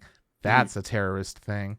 And then they weren't ever reporting the bodies. Yeah. And I was like, they're like handling this pretty carefully, but it's kind of like romanticizing terrorism in a way where it doesn't talk about like the horrible tragedies that happen amongst it. And then it made more sense. And I'm like, oh, right. Because they couldn't actually show people getting fucking devastated. Myrtleized. Yeah. Fucking actually blowing up. Yeah, no, it was interesting because, it starts off with some sort of heist, and it seems like it's in present day. There's like a lot of things that just very quickly I had to throw out whatever conceived notions I had about what this was going to be about. And then to find out that our two main characters are terrorists, I was just like, holy shit, that's kind of heavy to kind of, how are we going to navigate this situation? Right? Because I'm like, well, clearly we can't support them, but they're our main characters. So this is kind of like a Walter White Breaking Bad situation. Exactly, yeah. Where we enjoy the journey, but we are not supporting them. I kept being like, but I feel like something else is going on, and it's not telling me yet. Kind of like Akadama Drive, where like all the main characters are bad guys. Oh, they're actual criminals. Like one of them's a legit murderer, but we're like, come on. But they're having fun. Just let them keep having fun. Kind of. So I do totally understand that that same feeling you had. So yeah, so it's about these two kids. They're terrorists. They're blowing stuff up. They keep sending like kind of like YouTube videos to the police or the world, and they call themselves the Sphinx, and they kind of give which off, I thought is fucking pretty cool. Yeah, it was fun. they had put on like Sentai masks and stuff, and they would like Power Ranger chop it. They would act like they were playing around and stuff, and they would give them riddles and stuff to have people try to solve them and stop these terrorist attacks. And they seemed because of the way like we because we knew who they were, we knew who the terrorists were. They seemed like they had some sort of motivation, some underlying, agenda, something that had to get done, right? Like a mission. But what other people saw were like these two dumb kids going, running amok and like just doing horrendous acts of terrorism. So it was a weird situation where kind of like I think we've been before the pod we were kind of describing it with a bunch of other shows. Like it had like a little bit of a bunch of things, but a little Union of the East, a little Promised Neverland, a little like Be the Beginning, a little Hero Mask, but like better versions of those. But better versions of those, yeah. Yeah. And I don't know if you know who the director was for this, but it's Watanabe. Cowboy Bebop, Carole and Tuesday. Yeah. I didn't and know everything in between. But I will say, I didn't know it was him, but I will say that something about this show, even though, it's not that old, 6 years isn't crazy old. We've watched shows that are a lot older than that in the past. But it's not brand new, it still had this kind of nostalgic vibe. It felt like it was in some sort of like capsule of anime. I don't know, like the Renaissance of anime, like this like older like anime. That's kind of true of most. No, it's kind of true of most of his stuff that he does. Like aside from Carole and Tuesday, I would describe like I mean, of course, there's Cowboy Bebop that was forever ago, and Samurai Champloo, which also fits that. But like Kids on the Slope and stuff, like all of it has this nostalgic feel to it, and like a very careful direction of the story. And yeah, so I don't know. So it makes sense that it is him directing it. It just gave off that those vibes of being like, wow, like there's something oddly familiar about this, like in a good way, which is good, which is good. I even thought it might have even been older than 2014, just because of the way I was watching it. But I knew it wasn't older because visually, like it looked good. Like the animation was clean, the lines were clean. Like it didn't have that like that resolution old animes have where it's like a fucking perfect box. So I knew it couldn't be that old, but it still felt like old / good. I don't know. I think I lost my train of thought. What I'm trying to say is like what it also reminded me of was like a little Death Note. There's like this whole cat and mouse because we get introduced to another character who is a detective, and like they're trying to catch each other. And I thought, okay, cool. This is the show. The show is 11 episodes of our boys blowing shit up and our detective trying to catch them, kind of thing. Plus, there's a girl named Lisa, and that's pretty close to Misa. So yeah, and then we got another character who's also there, who kind of feels like dead weight at times, but she's also important for reasons, but not, I wouldn't say the most important reasons. Yeah, and then like I think what episode, maybe 4 or 5, that idea of like, oh, it's this cat and mouse detective bad guy kind of thing going on, it kind of went out the window, and like the rules got changed. I was like, okay, cool, things are being switched around. I don't want to get to spoiling it just yet, because I thought it was like, this is an actual show what I would recommend people to go watch and enjoy, because it's an actual good show. So spoiling it right now doesn't make any sense, but at a point there I would say there is a turn, and I go, oh, this makes more sense. I'm more on board with the explosions that are going on. But yeah, it was good. I think I liked the characters a lot too, excluding the girl, just because she felt kind of just there. She was just kind of there. Yeah. But I liked the relationships they had. It's that really classic, one guy's happy-go-lucky and the other guy's kind of a serious, more like brooding, hard-ass kind of thing. But they're codependent. Yeah. And, they obviously care about each other. They're friends. But they also feel like, you feel like, oh, there's tension there. It's like, it was really, they were written really well. They felt really believable. They felt like people. Yeah, it was supernatural. Mm-hmm. Not supernatural like like the TV show. Supernatural, like very natural of them. Yeah, the like they had powers, and one of them turned into a werewolf. One of them had a gun that would send people to hell or whatever. Yeah, exactly. The whole thing. Yeah, it was entertaining, and I think I liked seeing just them two. And I also really liked the detective. I liked Shibazaki. Shibazaki. He gave off that kind of like, I'm too old for this shit kind of vibes. Like he's obviously a very smart person, but has been punished and put in a situation where, he doesn't get to work like he used to, and he's just like, this is just life. Let me smoke my cigarettes. And then, but then you look at like the beginning, and you look at the fucking washed up motherfucker from that one, and you're like, oh, this is just a better version of him. Yeah, exactly. Yeah. Yeah, I think he was also written very well. He also felt really human too. I think I loved his scenes with his daughter. It really humanized him. Kind of, talking to her, being like, wow, you're like a grown, because she's in college, like you're like a grown up learning about chemistry. Oh, what's that about, And then there's a bit where I think he's talking to his wife, and his wife's just like, he's like, oh, I went to go saw, my daughter or whatever. And she's like, oh, why don't you tell me? He would have fucking sent you to, give her some stuff. And he's just like, ugh, I'm just a fucking dumbass. I was like, yeah, you sure are. It just felt really, really real, right? Like he's like, it's like the last thing on his mind was like, I'm gonna ask my wife I'm gonna tell my wife about me visiting my daughter. It was just kind of it felt like a very natural, like a real human moment. It wasn't like, didn't feel artificial, which is good. I think it's great when you have interesting characters that are well developed, and they're able to carry anything simple they do can feel really important. and it's entertaining. Even if nothing's happening, I'm just like still entertained because I want to see what's going to happen to them or what they're going to do, or what they're going to say, kind of thing. And it's been a while since I've seen a show where like these are some good characters, you know.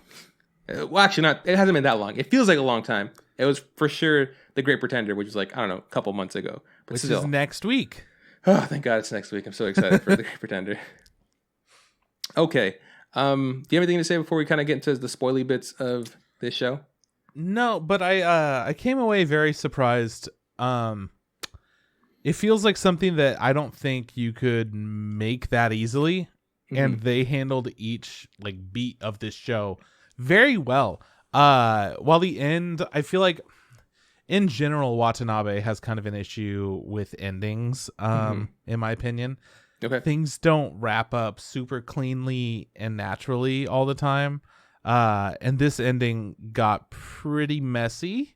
I'm okay with the conclusion. I'm happy with it. But in general, like, this is an ending that I think can sit like highly in a lot of people's books. It's just kind of like a solid end to a solid show, you know? Yeah.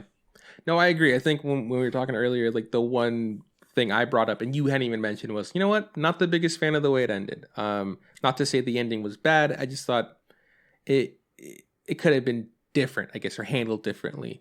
But you know, endings are hard, right? A lot of people struggle with them. And if you like the way this ended, that's totally fine. Just, I think you and I personally agreed that like, it was kind of a, that's interesting. Yeah. I mean, I enjoyed the end a lot personally. But how it got there exactly wasn't super stoked about. For sure, yeah. I also don't quite believe it. But anyways, one last thing that I do want to say is that throughout the show, they had some like songs in English and stuff. They had some interesting music. And I actually read that they went like a recurring thing in this is one of the characters listens to music. And he tells people that he's listening to music from a very cold, like land or something like that, like a snowy land. So it says from a cold place or something like that. And it's music from Iceland. We find out at the very end, but I guess little spoiler, but not a huge spoiler because they went to Iceland to record the music for this show. Like all the music was recorded because of this trip that they took to Iceland. Because Watanabe was inspired by Sigur Rós, which is a very, very popular Icelandic band. And I'm pretty into their music. I was big on them like 10 years ago too. I think it's just the way you said it. It's like, yeah, 10 years ago they were like, they're all right. No, I just haven't. I mean, you know, it's their new albums, unique. Their new EP's not as good. I haven't listened to them in years. Well, listened to them in years. Highly recommend people check them out. At the very end of the show, they tried to like play a song that kind of sounded like Sigur Rós, but like I like I was like, is it like a Friday Night Lights ass? Like, I don't know. I don't think I pay, you know, because the thing I usually pay the least attention to is music when it comes to these kinds of things. It's just something that doesn't really come naturally to me. Yeah, but for Watanabe too, like if you knew it, you might have paid a little bit more attention. But I mean, with like Carole and Tuesday, Samurai Champloo, Kids on the Slope. Throw it in my face. Yeah, no, those are all saying, if you knew who it was, you might have been a little bit more in tune with the music, right? But that makes sense. But it's a good point. What I did want to say was that whole line of like, oh, I'm listening to music from a cold place. I really did enjoy it, and I like how it kind of came full circle. You know, like it was brought up every now and then. It wasn't like thrown in your face. It was just like, what could that mean? It's kind of like it's kind of mysterious. I'm like, ooh, it's mysterious. What is this? And then when we find out that it is Icelandic music, I'm like, oh, of course, it's cold as shit over there. I've heard that music. That music sounds fucking weird. Like Russia? Is it Russia? Yeah. I don't know. Yeah. Russia? Yeah, some people guess Russian music. And I was just like, I don't know what Russian music sounds like. Can't sound that good. I just got done with watching the Queen's Gambit, but they didn't fucking play any music out there in Russia. Too busy playing chess. Yeah, I think, yeah, I don't know what artists you're talking about because I didn't listen to them 10 years ago, but I did like that outro bit. I was like, oh, that's nice. I think if you heard them, you'd be like, these fuckers. Because like they don't have lyrics. It's just a lot of like, yeah, while like pretty sounds are happening. Yeah. Lastly, I before we get into spoilers, I want to say I watched mine dubbed just because like I was not in I didn't have the ability to read this past week. Been really busy. The dub was really good. Like I think there's like a really good period in time where dubs were like solid kind of thing. And not to say that dubs nowadays aren't great. Sometimes just they're not, I don't think they don't get as much attention as they used to. I feel like they're also bad dubs from the past. Don't get me wrong. Like fucking, but I like I like the English dub. I think with they're needing to be the simul dub kind of thing that happens nowadays, right? Like a show needs to air and then it needs to be dubbed as soon as possible, kind of thing. Sometimes that could lead to it not getting the best treatment, like Shield Hero. Like I don't really care for the dub about the Shield Hero. Besides like the main character, I feel like everybody else just seems really like generic. And then I'm gonna say it's grown on me, but I wasn't the hugest fan of the My Hero dub. Maybe again just being rushed, but this dub I really liked. They had like interesting voices. They I think 12 had a voice that sounded really familiar to me, and I feel like I've heard it a lot. I couldn't pinpoint like what show I'd heard it from, but I really enjoyed it. One thing I think we mentioned before is like the boys don't look like boys. They're supposed to be 17. And like you in said school, 12 had a familiar voice. Yeah, these are some grown ass men. Like they just look like dudes, right? And I feel like their voices are appropriate for all of them. So I like the dub. I think if you can't watch it subbed, the way it was meant to be, don't fucking feel bad at checking it dubbed. I don't think you're going to be missing out. I think it was handled very well. Except you had to watch it on Funimation, which sucks ass. There it is. Boom. Funimation, suck a dick. Be nice. Sponsor the pod. We'll stop talking shit if you sponsor us. That's it. How much My Hero have you watched in English? I don't know, probably like a couple seasons. Any of season 3? Who's he do? Let me tell me. Sun Eater. That's his name, right? Yeah, I like Sun Eater. I don't think I've heard his dub actually. And then some other kid from another class. I'm looking through more stuff. He was in Danganronpa season 3, Dead Man Wonderland. Mm-hmm. I've seen that one. He's Senkyu in Dr. Stone. Which one's Senkyu? Is he the Dr. Stone? Dr. Stone? He's the Dr. Stone? Yeah. He is the Stone. No, but I watched that one. I think I watched that one subbed. Oh, was it Fairy Tail? Oh, biggest Fairy Tail fan out there. Fucking get at me. He's Happy, right? He does the voice for Happy. Yeah. I don't know. Anyways. Yeah.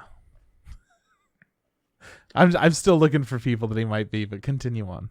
All I want to say was overall, good show. I think it's worth checking out if you haven't seen it. Yeah. Yeah. And that's it before we get into spoiling shit. So here we go. We're going to spoil stuff. Ready? 1, 2, 3. Trip. So nobody important dies until the end. No, before that, I wanted to spoil the part about them. Well, you wanted to go straight into spoilers. I felt like I should just go for the most spoily. The end. Okay, fine, but bring it back. All right. So spoilers for me. We find out that they are terrorists, but their terrorist attacks aren't actually hurting people. They're doing a really good job of evacuating people before it blows up and stuff. So yeah, they're blowing shit up because they fucking want to. They're upset about the inhuman things that were done to them as children. But yeah, they find out later that they're good guys. They're not killing people. And I think you might have picked up on it sooner than I did because you were noticing that like some of the reports were coming in and they weren't saying how like many people died. You were like, oh, a couple people got injured, but no one like no death total. Yeah, I don't even think it mentioned injuries. Yeah, it didn't mention anything about that, and I was super confused because like during these reports where they're talking about these terrorists, they were like, oh man, they compared us to the Unabomber instead of somebody else. And they never like mentioned how many deaths or anything there were. Mm-hmm. And I thought that was pretty interesting. So I started paying a little bit more attention. And I actually didn't catch during it was their first bombing that they went through, and they set off all the bombs and stuff, but they set up the smoke alarms to go off before the bombs blew to evacuate the building. Yeah. Which I didn't realize that they did that to evacuate the building. I didn't really understand that was a whole part of it. Yeah. No. Yeah. So they're blowing shit up, which is against the law, but they're not killers. Later on, a third person gets joined to the group who is another, I guess, student, orphan that grew up with them, who had these experiments done on them to kind of make them like superhuman and super smart and stuff. She is chasing after them, and she is not as nice as they are. She's willing to kill people and hurt people and stuff. So we find out, hey, our bad guys, our main characters who are bad guys, are actually main characters who are good guys, and they're doing all this stuff for like a good cause. And I think the detective kind of meets them, and he catches on. He's like, hey, these guys aren't bad. They're doing good things. Or he notices like the differences because the girl is, I think her name's Five, right? She's 5, yeah. She's pretending to be the Sphinxes and like doing attacks, and like the detective's like, this isn't them, this is somebody else. Like, this isn't just, I can tell, because of the way the riddles are being set up, or their motive, or the way they're handling things. And I was like, okay, cool. I'm glad the characters here that we're being presented with are smart enough are first of all smart, and then on top of that are smart enough to decipher things. If you're a dumb character in a show, cool, you're dumb, that's fine. But if you're a smart character, do smart things. Don't do stupid shit, right? Like, don't do the opposite of who you are. If they're writing the character as like, oh, they're so smart and everyone knows how smart they are, and then they're constantly being outsmarted, and then they do dumb shit. It's like, why are you the smart character? It just doesn't make sense. But they did a good job of that. So yes, you're right.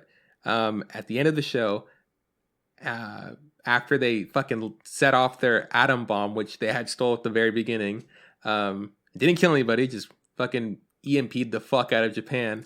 The U.S. government's there, and Nine's holding a detonator, and he's like, hey, I'm going to let everybody know what happened to us. The world needs to know.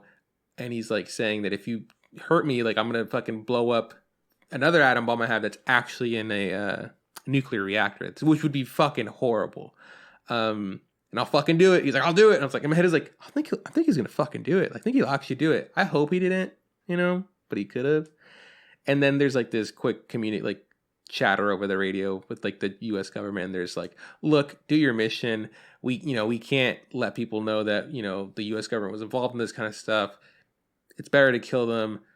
Yada yada yada kind of stuff, and they're like, okay, cool. So they fucking shoot 12 and just murder him. He's like dead, like instantly. And I was like, I mean, which happens sometimes when you get shot with a gun, right? Through the chest, yeah, sure. Through the chest. It's like,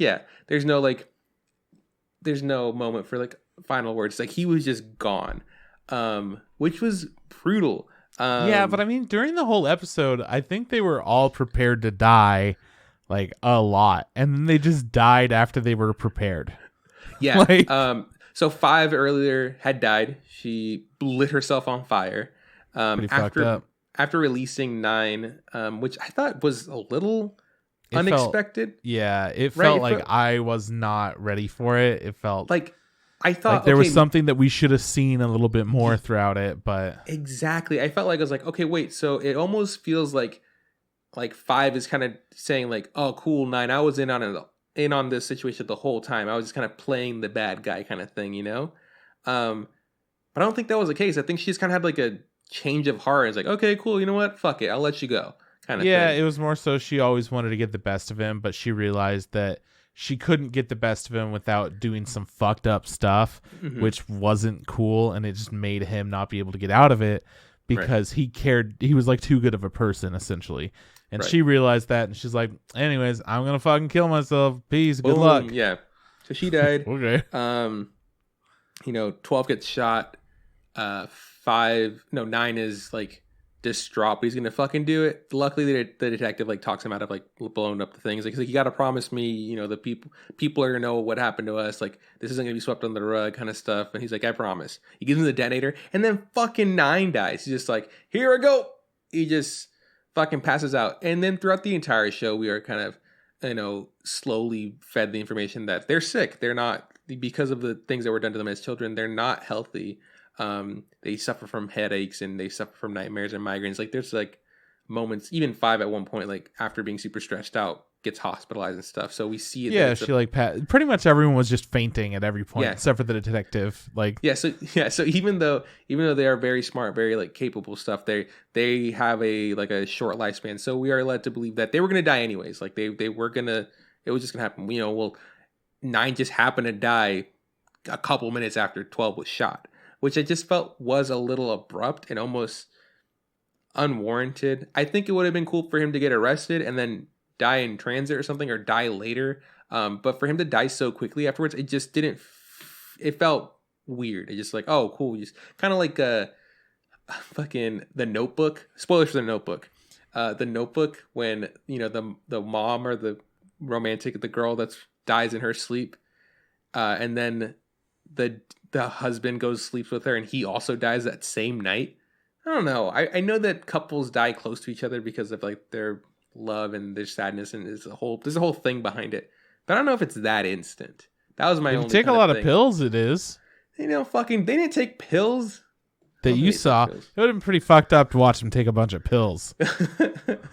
Yeah, so that was my only thing. The thing I didn't like about, I guess, the way it ended, just that the way they handled their deaths. But after that, the people who did those horrible things to kids was brought to light. People know about what's going on. Is it Lisa or Les? Lisa.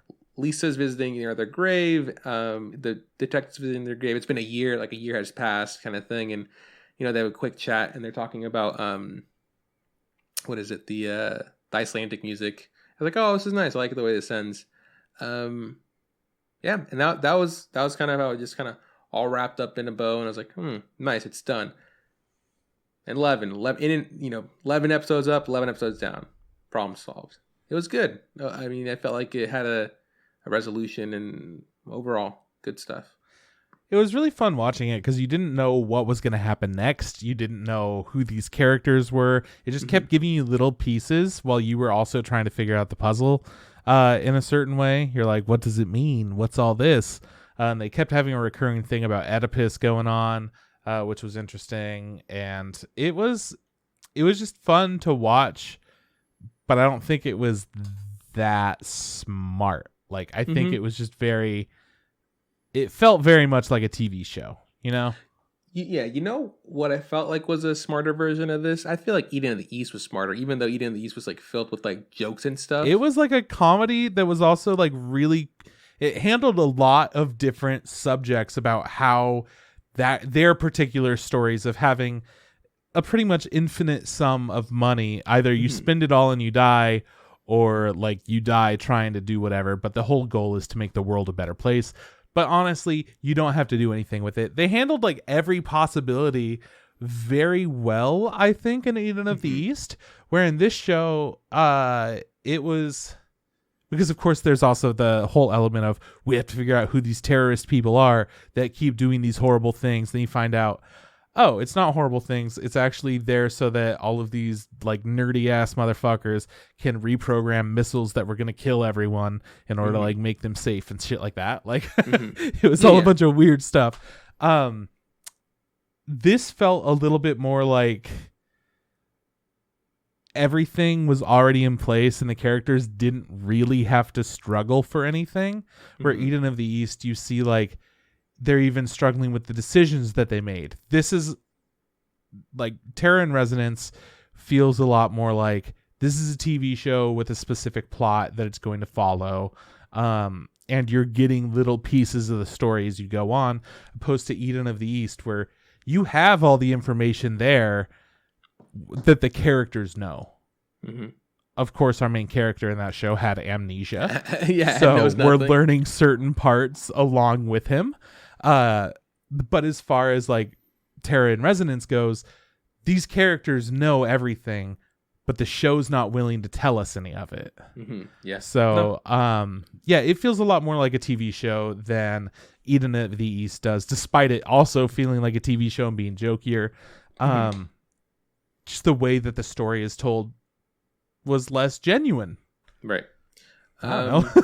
But it's still a good time. Yeah, you bring up some good points. I think I would like overall. I would give Eden of the East like an 8, and I would give this a 7. You know, if we had to like compare the two, they're both very good, but then one of them's slightly better. One is obviously better than the other one. Yeah, I think I don't want to do any fucking disservice to Lisa. Okay, so her vibe is she has a shitty home life. Her mom's like super controlling, and she runs away.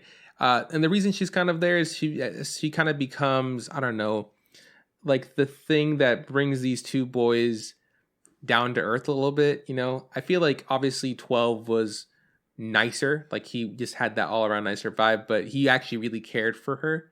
So it was kind of cool to see, like, you know, even though I think he loved 9, he also loved, you know, this girl, and that's something he hasn't done before because, you know, they're all about the mission. And then having her around also gave 9, you know, the ability to be like cool. He has to face the facts that like there was children that he, you know, knew at the fucking orphanage or the place that they did experiments on that didn't make it, and this girl reminds them of them, and that was like a bridge for him to like kind of heal. And there's like that really strange, I'm not gonna say strange, that really just different moment after all the, you know, the bombs went off and stuff. There's just like music's playing, there's no dialogue, and they're just kind of hanging out, like playing with the soccer ball and listening to passing up the headphones, listening to music. That felt like, it just felt really like just a huge shift from what we had just been going on.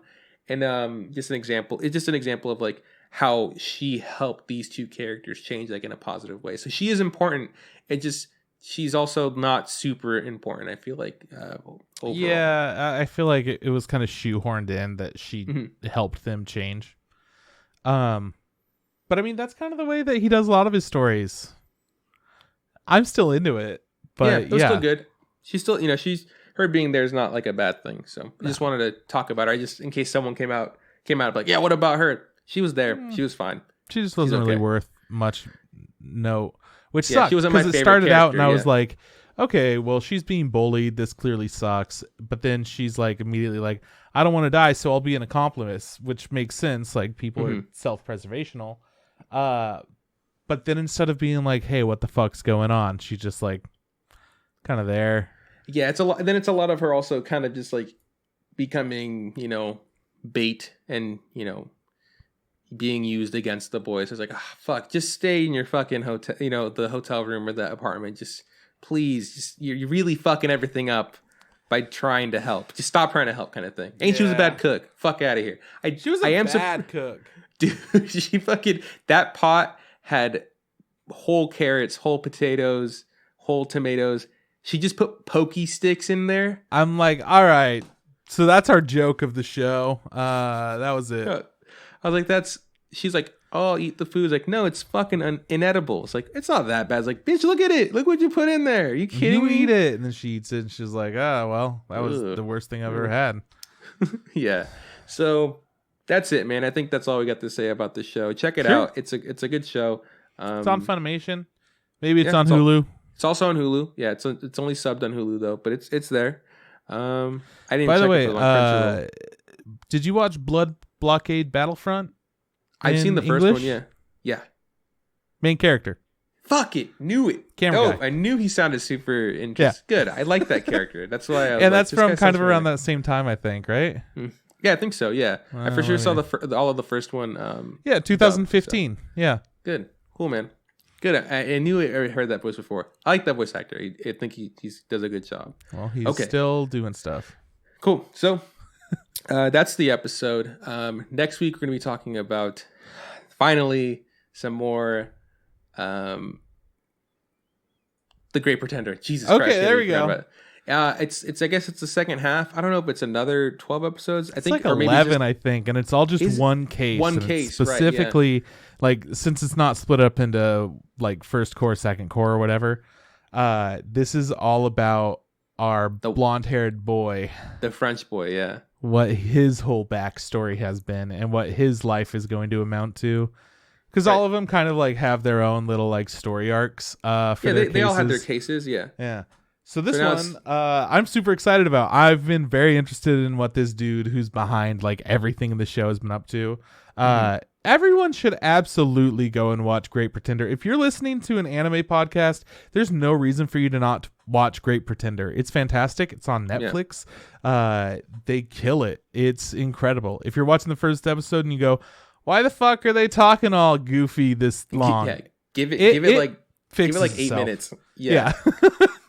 It'll I was like, good. I was like, what the fuck? Oh, it's fine. It's absolutely fine. So yeah, we're gonna be doing that second bit that we've been waiting for a while now. So I'm excited for that too. Yay. Okay, so if you like our theme song, check out Tom Nasser on SoundCloud and YouTube. Trip, where will you find us? You can find us on Facebook. Look up the Instagram podcast. Same thing goes for Instagram. Look up the Instagram podcast. If you want to send us a tweet at Instant Ramen Pod. Podcast didn't fit. And you could shoot us an email, instagrampodcast@gmail.com. We stream every week sometime between 8 and 9 Pacific Coast time on Twitch, on twitch.tv/Crispather. If you ever wanted to like come and chill before and after the episode, just vibe with us, ask some questions. We have a good time. We had some good recommendations. Apparently, there's a 7th Tremor movie out there that I am fucking juiced to watch. And that's only because someone in the chat was nice enough to tell me about it. So I'm stoked. I'm fucking giddy like a schoolgirl. I can't wait. So thank you guys for listening. I really appreciate you all. Yeah, so this is bye from Juan. I'll see you around from Chris. Hey Trip, don't forget. Just add hot water.